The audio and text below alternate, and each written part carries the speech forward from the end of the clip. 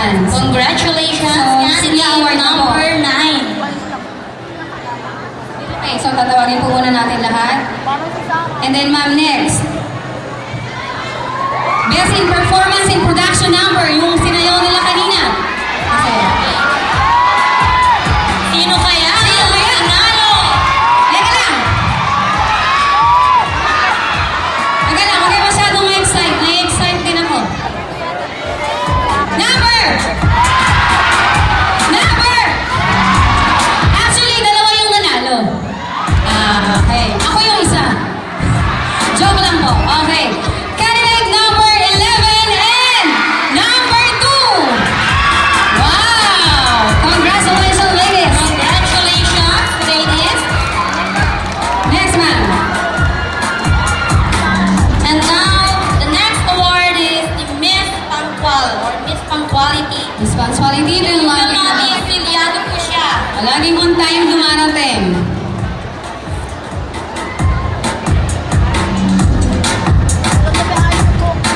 Okay, our Miss Punctuality goes to number... Sinong bet nyo? Okay. Candidate number 2. Wow! Galing naman! Next, ma'am. Next award is Miss Flawless. Flawless. Walang gasgas. Sobrang binis. Sino kaya? Daisy? Okay. Daisy ba? Gaya ng sinabi namin, lahat sila magaganda, pero syempre, there can only be one. Pinoy Idol. Our Miss Flawless goes to candidate number. Okay, number. Tama sila, number 10. Okay. So you will be receiving a cash prize to be awarded by our Vice President and of course our Principal in Mallorca Elementary School, Sir Curly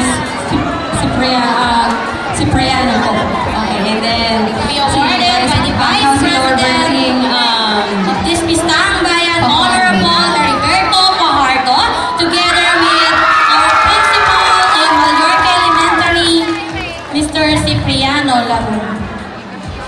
Okay, congratulations once again. Di ba dapat dalawa si number 2? Dahil dalawa na.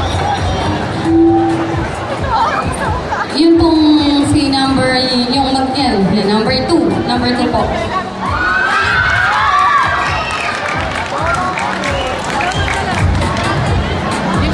Okay, so thank you.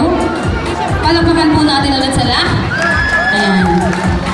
So now before we proceed or move on